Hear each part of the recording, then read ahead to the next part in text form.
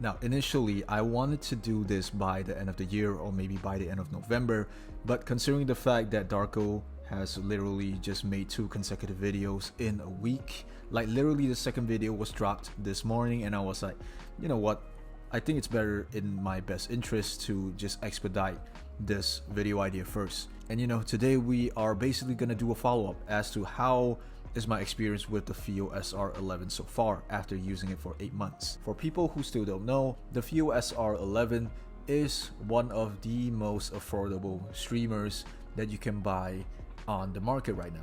Costing only $100 US. You basically get access, or I would say unlock access, with all of your home theater systems, whatever things there is with no streaming, to have streaming, but not through Bluetooth, through Wi-Fi, which is a plus compared to how much compression that Bluetooth can give you. And I will say this again, for this price point, this will be one of the best value streamers that you can get.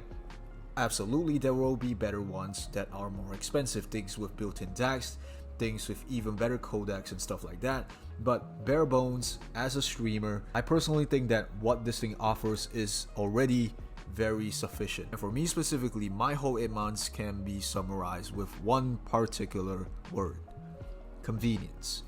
Because honestly, having AirPlay as a way to stream everything through Wi-Fi has been the smoothest experience that I have so far. Like, I can come back from work, turn on my amps in my home theater system, and just connect everything through my iPhone. That is it. No more extra hassle, nothing else. I just like play through the background. That's it.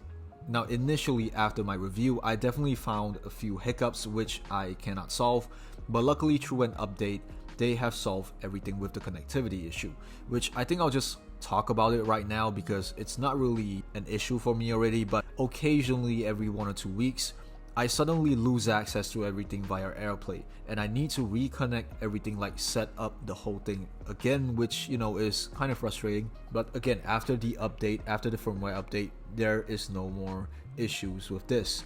But what comes with it is also a few pluses. The first thing is the fact that this thing has finally unlocked Bluetooth, and the second thing is the fact that you can play locally via its USB port. And speaking of streaming, just to reiterate again, this thing overall only has digital outputs, so for whatever you want to go through analog, this thing is basically impossible unless you have a literal DAC, a literal DAC. And for me specifically, my use case is just using dongle DACs through its USB port. A very fun side note, when I was watching Darko's video, I kinda smirked, I kinda laughed because, you know, we both also use the Kensei when we are using the FiiO SR11, so it's probably just the best way to let you guys know the Kensei is really that good. For me personally, when we're talking about dongle DACs, one more good thing is whenever my friends come over and they want to listen to music, they want to stream music with their own flair, you know, just bring your dongle DACs over. My friend has used his RU6 on this, it is usable, and also the Mojo 1 and the Mojo 2, you get my drift. Every single thing can be played through here, no issue. And one more thing I particularly like about using AirPlay still is the fact that AirPlay syncs my volume from this with my phone. So however I scroll in the volume side on my phone, it will directly connect to here, which is quite convenient. Which also comes to a very weird thing that I want to talk about.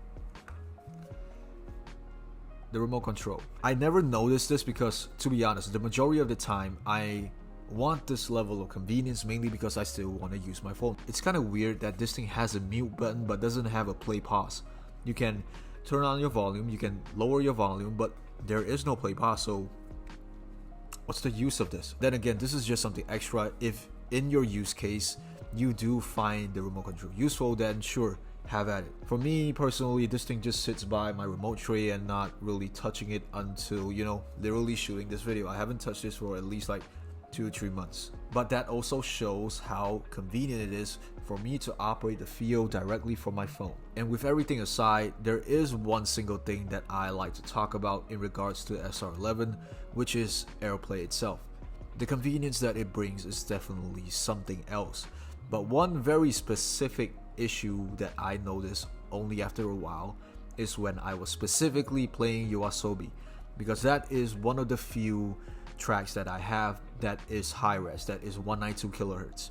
And I don't know why when I played it, through this, I was very confused, like why is my Kensei showing that it's only 44.1? And after a little bit of googling, I just realized that the AirPlay one is this caps at CD quality, which is 1644.1, which, to be honest, it's not really that big of a deal because I never really sonically noticed it until the point I looked at my Kensei. And with the firmware update that I mentioned just now, which solves my issue, it also introduces Bluetooth, which the Bluetooth claims lossy AAC compression, but I kind of have my doubts with that, because when I'm testing this directly, I still feel like it's a little bit more compressed. That's the reason why I wanted a Wi-Fi streamer rather than a Bluetooth streamer. Again, this thing is being marketed to be used as a Wi-Fi streamer. To have Bluetooth is one thing, but to be honest, there's not really a reason for me to use Bluetooth when I already have the best option around. Most people that I can see buying this are people like me who use an iPhone and they just want something that is able to give them a more streamlined experience, and this thing definitely delivers it on that end. Even though the fact that I realized the AirPlay 1 quality is as such after a while, do take note that I'm already using such a powerful dongle DAC. I really doubt it's gonna hinder anyone's experience if you all are using a decent dongle DAC to output everything as well. So with that said, my current experience with this still is very positive. Like really, I don't really have any complaints other than, you know, maybe if this thing has analog, it might be even better, but at the same time, I am more happy to pass things through a dongle DAC that I personally use every day, so you know I can get the best out of everything. So with that being said, yeah, it's still the best value streamer that I can find. Just like John said, just like Darko Audio said, this is still one of the best value streamers ever. You know, there are definitely some caveats, like if you're going to use something along the lines of the Win Mini, that thing will definitely have something that is better than this.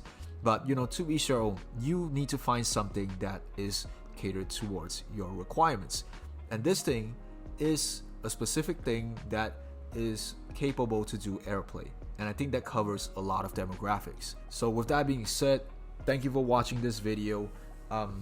Definitely like, subscribe, comment, and I will try my best to not be that formal anymore, because a lot of people have been complaining I've been too formal with my previous videos to the point where I look extremely dead inside. So I'm probably gonna be a little bit more unhinged in the presentation, so there's that. Thank you for watching. I don't know how to do a better outro, so stay safe guys. Influenza season's coming, I don't know.